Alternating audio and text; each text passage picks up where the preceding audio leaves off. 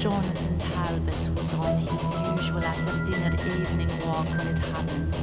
He always started at his estate house and went on through to the local town and into a main central park, where he would relax with a smoking of his favourite tobacco at the edge of the woods.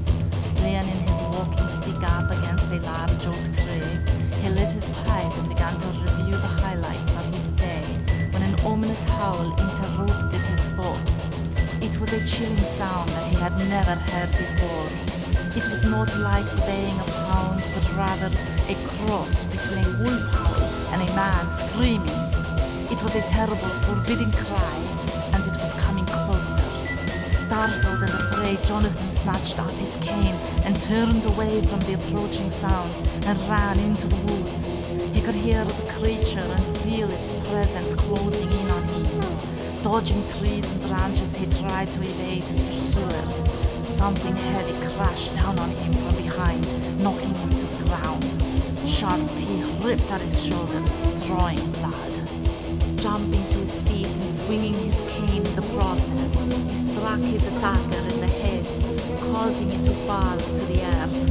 Mr. Talbot repeatedly swung his silver-handled cane into the creature's body, anywhere and everywhere that he could find an opening.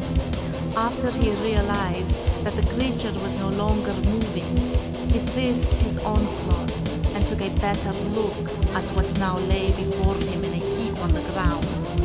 At first glance, it was an enormous wolf. Then it began to change. Ever so slowly, the body began a metamorphosis into something completely different.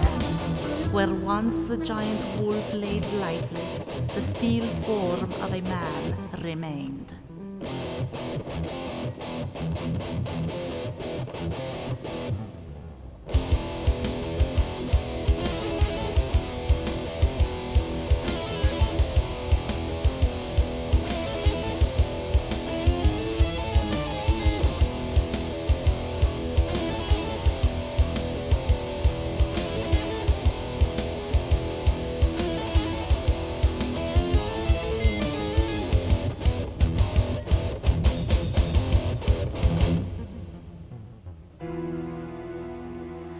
The local constable was summoned, and the body of the fallen man was taken into town for examination.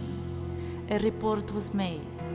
It was surmised that Mr. Talbot had been attacked by an escaped criminal whom he had, in the heat of the moment, mistaken for a beast. Jonathan went home and retired for the evening. His dreams were filled with dark and sad visions of a lost soul and a beautiful weeping woman, a beautiful gypsy woman. Images of pentagrams, the moon, and a host of angry men chasing something to the cliffs by the bay swam through his sleeping mind.